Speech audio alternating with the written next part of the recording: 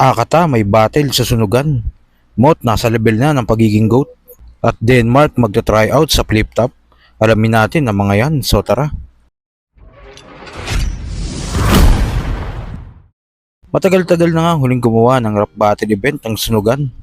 Kung di ako nagkakamali, 2024 pa. First round ng sabunutan sa sunugan tournament. Hindi na nga nasundan na nasabing tournament. Pero ito nga lang kamakailan. Tila kinagulat ng mga fans ang post ng page ng sunugan na muli itong magbabalik sa eksena ng battle rap. At ang main event nga dito ay si Akata vs Tulala.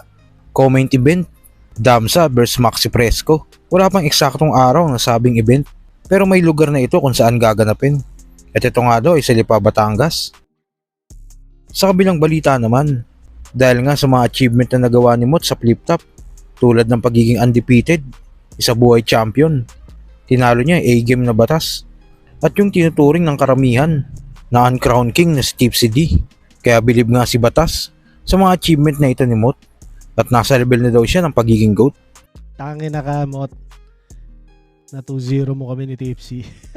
Pero congrats sa'yo. Yeah. Yeah, deserve mo yon. Pagiging undefeated, pare. Hindi madali yun. Yeah. Solid na nagawa mo siya hanggang ngayon.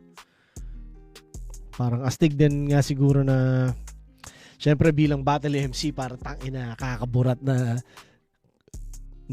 tanginan to undefeated, di ba?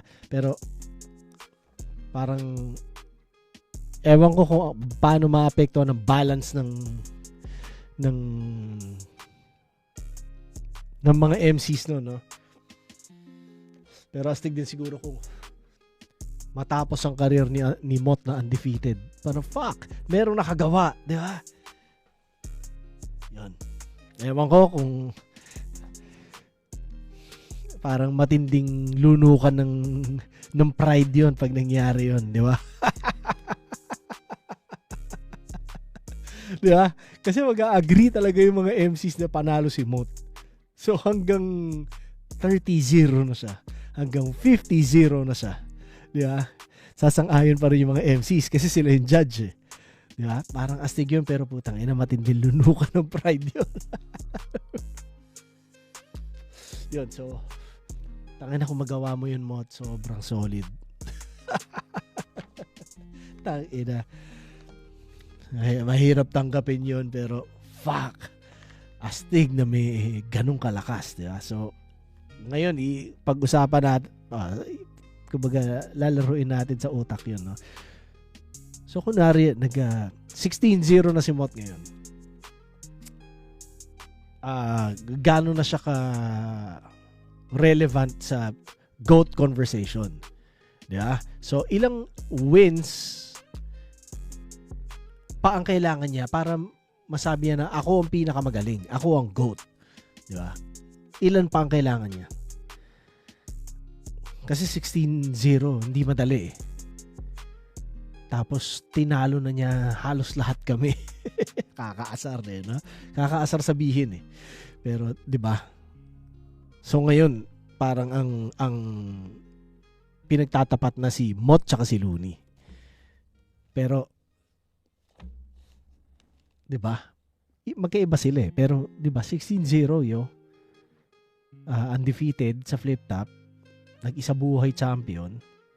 Tumalo na ng ilang hindi ko alam kung ilan na tinalo niyang champion din. Diba? Tumalo ng mga parang best of the best MCs. So ano pa ang kailangan niya? Gaano kadaming battles pa ang kailangan niyang sakupin para siya na yun. Yeah. So, ewan ko. Kayo magsabi sa akin kung anong tingin nyo, pare. Kasi ako, hindi ko alam. Tsaka, ang hirap din talaga ng GOAT conversation, eh. GOAT debate. Parang, ano rin eh.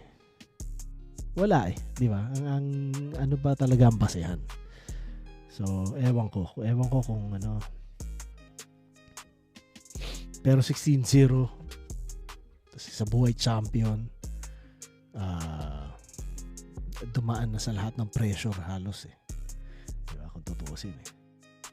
At sa uling balita, instant celebrity na nga si Denmark dahil sa nagustuhan na talaga siya ng mga battle rap fans. Laging trending nga mga bawat laban niya sa liga ni J. King sa teritoryo Rap Battle League. Naghintay. Ilang buwan din ako naghintay. Sa wakas yung battle natin ito, natapat din. Tinapat ko talaga yung lineup nito kay Kuya Lil P para naman hamunin ka, lusawan. Nakalaban na din siya ng Flip Top MC. At ito nga si Sir Deo. Kaya nawala ako sa linya, yun inisip ko din. Hoy gago, Sir Deo, huwag mo akong ginagago, kamukha mo yung kalapati ko. At ito nga lang kamakailan, nag-trending din ang laban nila ni Ojiwon. Gusto nyo ba makarinig ng multi? Yeah! Kasi basbasado na ito ni Luni. Kaya dapat mong tandaan, ikaw di ka pa nakakakit ni Luni kasi hindi ka naman kinukuha ni Luni.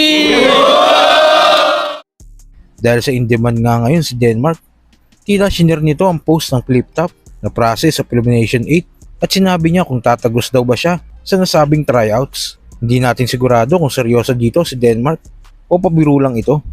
Kung seryoso man ito, may hirapan pa siyang makatagos ngayon sa Flip Top at kailangan niya pang i-apply ang payo sa kanya ng hari ng tugma. Pastol mo, anong ginagawa mo habang nagpapastol ka? Nag-iisip ka ba ng mga tugma?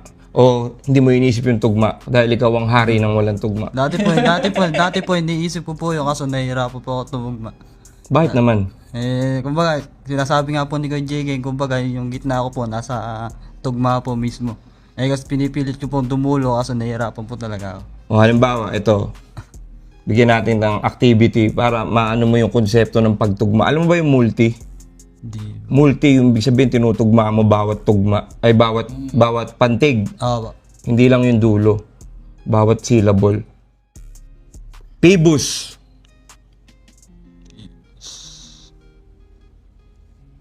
Street foods.